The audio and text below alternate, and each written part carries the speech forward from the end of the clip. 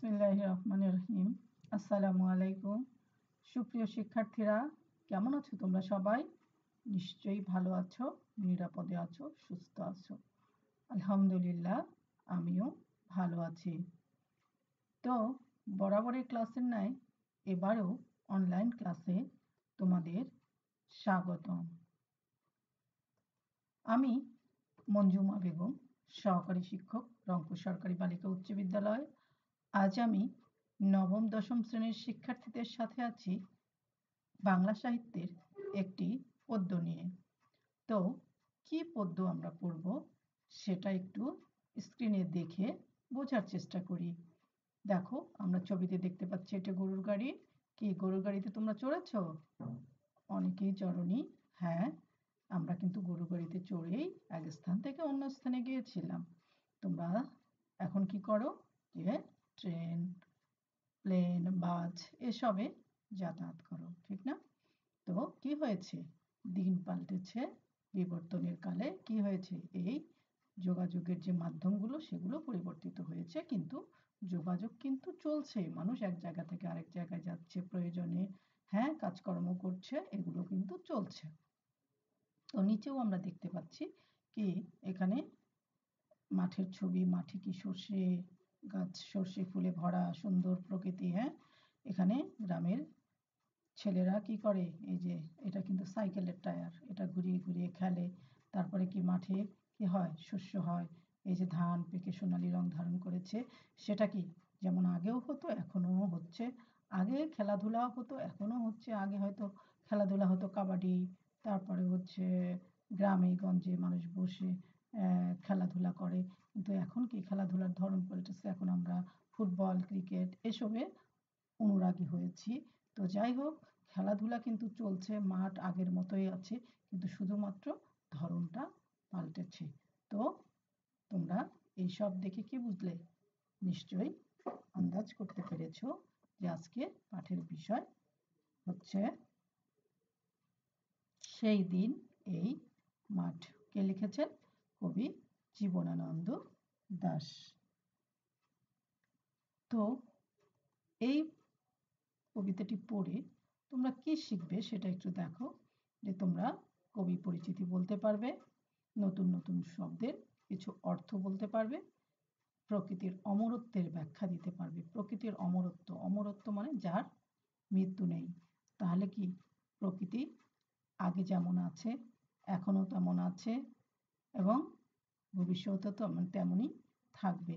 মানুষের জীবন ক্ষণস্থায়ী, কিন্তু প্রকৃতি হচ্ছে অমর। প্রকৃতির কখনোই বিনাশ হবে না। আর কি মানুষ আজ আছে কাল নেই, কত জীবন আসবে শেষ হবে। হ্যাঁ, কিন্তু কিসের অমরত্ব থাকবে? একটা কিন্তু আছে, সেটা কি? স্বপ্ন। স্বপ্ন কিন্তু বেঁচে থাকবে।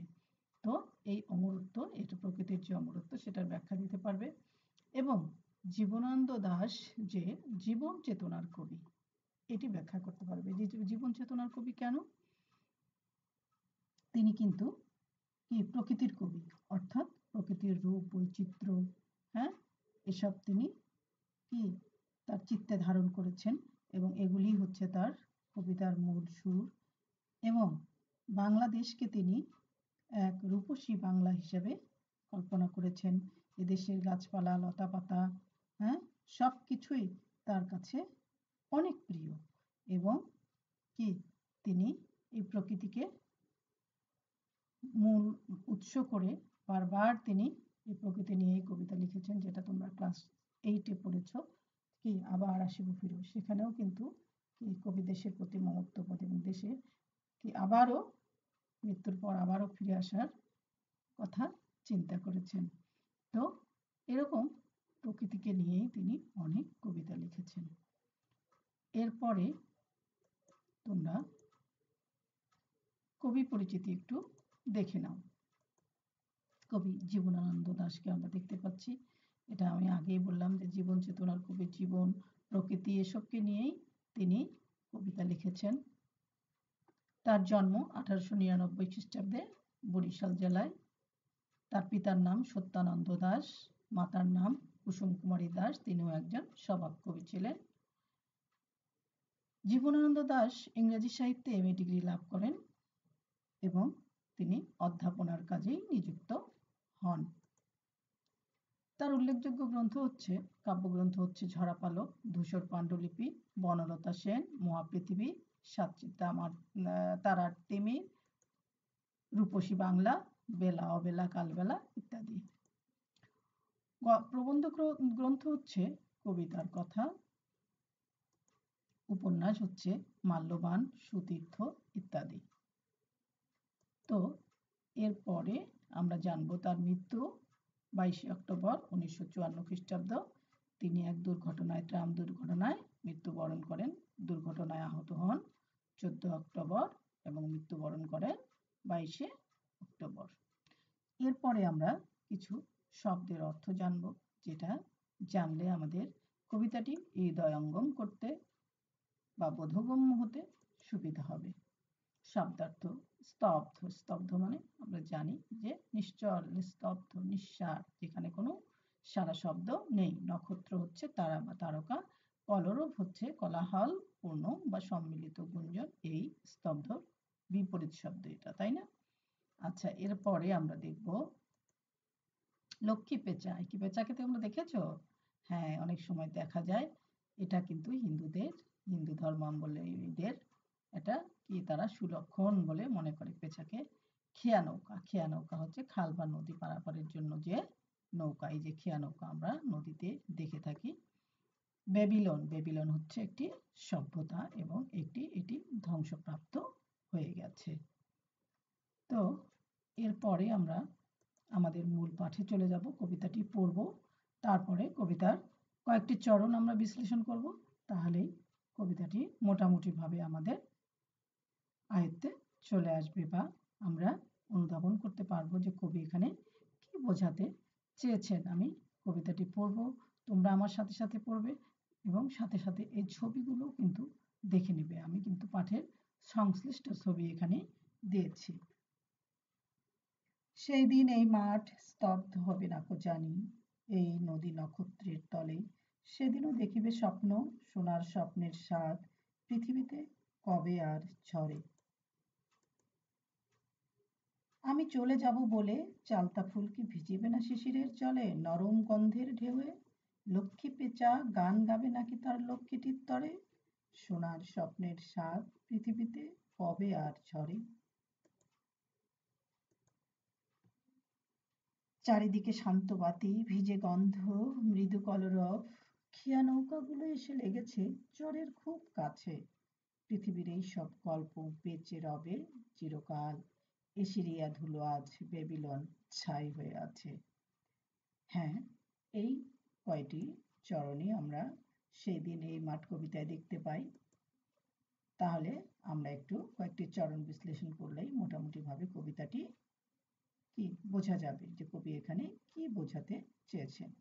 এই যে পৃথিবীর এই সব গল্প বেঁচে রবে চিরকাল, কোন গল্প বেঁচে রবে?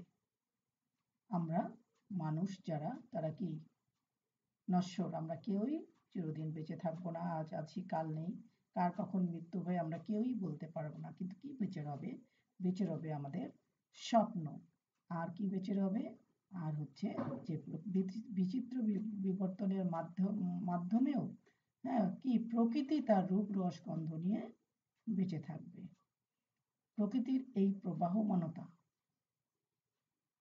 চিরকাল বেঁচে থাকবে। অর্থাৎ বিবর্তন হবে, হয়তোবা কি জিনিসপত্রের পরিবর্তন হবে, মানসিকতার পরিবর্তন হবে, মানুষের স্থাপত্য শিল্প যেগুলো কি নিদর্শন ছিল সেগুলো আবার কি হয়েছে, নষ্ট হয়ে গেছে, ধ্বংস হয়ে গেছে। আবার নতুন করে মানুষ সৃষ্টি করবে। এভাবে বিবর্তন চলবে।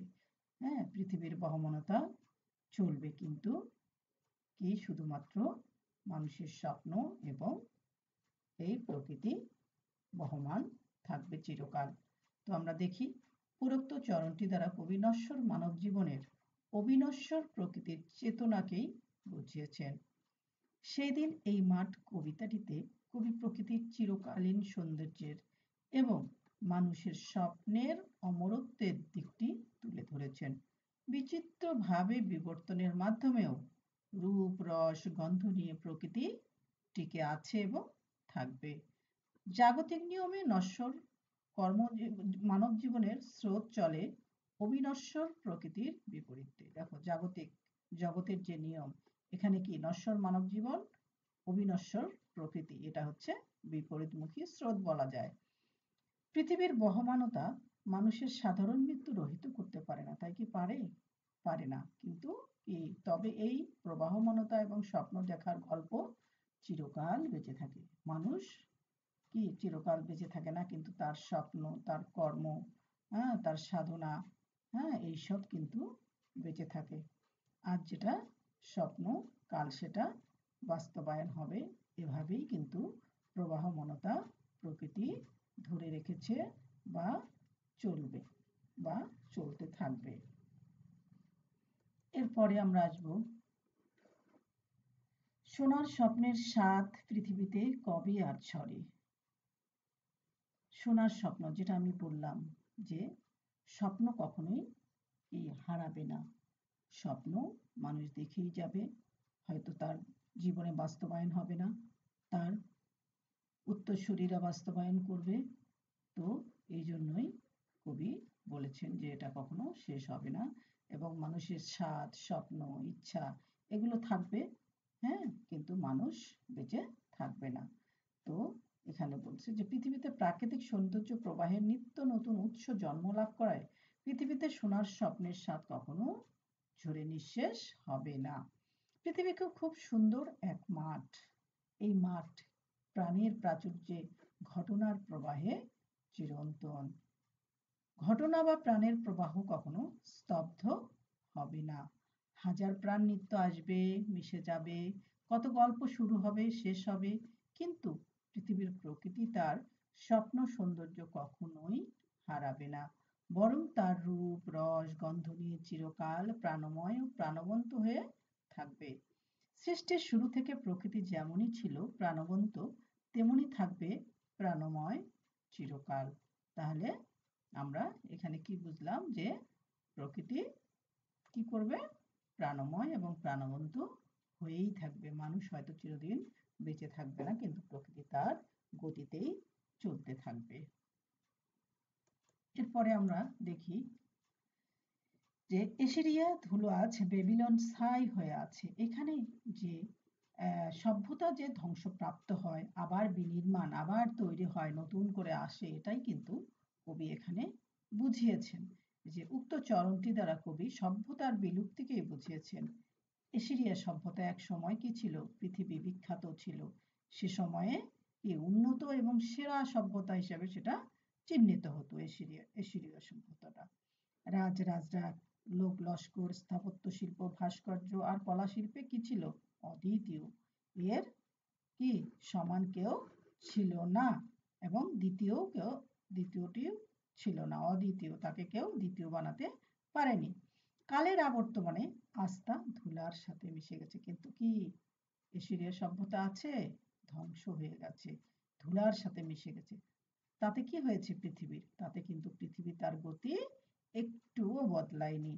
প্রাকৃতিক সৌন্দর্যের বিকাশেও এতটুকু ভাটা পড়েনি। প্রাকৃতিক সৌন্দর্য কি বিলুপ্ত হয়ে গেছে? না, প্রকৃতির সৌন্দর্য কিন্তু কি আগের মতোই আছে। প্রকৃতি কি করছে?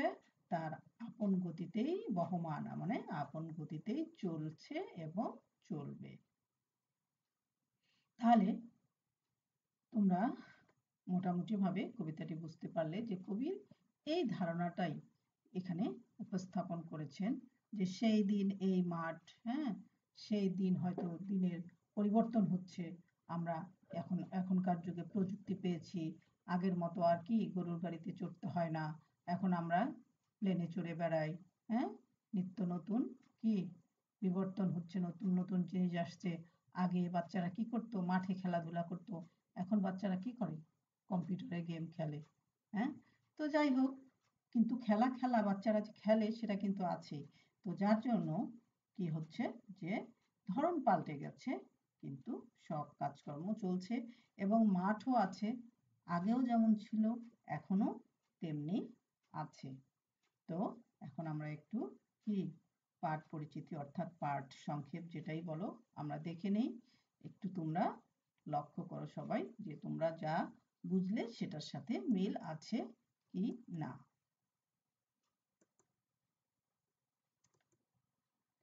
সেই দিন এই মাঠ কবিতায় কবি প্রকৃতির চিরকালীন সৌন্দর্যের এবং মানুষের স্বপ্নের অমরত্বের দিকটি তুলে ধরেছেন। কবিতায় সভ্যতার ধ্বংস এবং বিনির্মাণ উভয় দিক প্রতিফলিত হয়েছে, যেটা আমরা কি দিই ব্যাবিলনের যে ধ্বংসস্তূপ সেটা দিয়েই এখানে কবি বুঝিয়েছেন। বিচিত্রভাবে বিবর্তনের মধ্যেও রূপ রস গন্ধ নিয়ে প্রকৃতি টিকে আছে। জাগতিক নিয়মে নশ্বর মানব জীবনের স্রোত চলে অবিনশ্বর প্রকৃতির বিপরীতে। টিকে থাকে কেবল মানবীয় কর্ম, চিন্তা আর স্বপ্ন। প্রকৃতির নানা কিছুর সঙ্গে এগুলো মিশে আছে অমরত্বের দাবি করে। ফলে যুগ যুগান্তর ধরে আসা হাসি, কান্না, আনন্দ, বেদনার গল্প প্রকৃতি কি হয়ে আছে? চিরভাস্বর হয়ে আছে। কবিতায় প্রকৃতির চিরকালের ব্যস্ততা, মাঠের চঞ্চলতা, চালতা ফুলে পড়ে থাকা শিশির বিন্দু, লক্ষ্মী পেঁচার মঙ্গল ধ্বনি প্রভৃতি কবির কাছে অমরত্বের প্রতীক। তাই পৃথিবীর বহমানতা মানুষের সাধারণ মৃত্যু ঠেকাতে না পারলেও কি করতে পারে? স্বপ্নকে বাঁচাতে পারে। মানুষের স্বপ্ন আর প্রকৃতি তাই এক হয়ে বেঁচে থাকে চিরকাল। তাহলে তোমরা কি, আমার মনে হয় যে তোমরা কবিতাটি আত্মস্থ করতে পেরেছ। তাহলে প্রিয় শিক্ষার্থীরা, তোমরা বরাবরের মতো এবারেও একটু বাড়ির কাজ লিখে নাও। কবি জীবনানন্দ দাশ যে নিসর্গ প্রকৃতির কবি, কবিতার আলোকে তা ব্যাখ্যা করবে। কবি জীবনানন্দ দাশ নিসর্গ প্রকৃতির কবি, এটা তোমরা একটু ব্যাখ্যা করে লিখবে। তাহলে সুপ্রিয় শিক্ষার্থীরা, তোমরা সবাই ভালো থাকবে, সুস্থ থাকবে, নিরাপদে থাকবে, ঠিকমতো পড়ালেখা করবে এবং আমাদের অনলাইনের ক্লাসগুলো দেখবে। তাহলে তোমাদের সবাইকে ধন্যবাদ। আল্লাহ হাফেজ।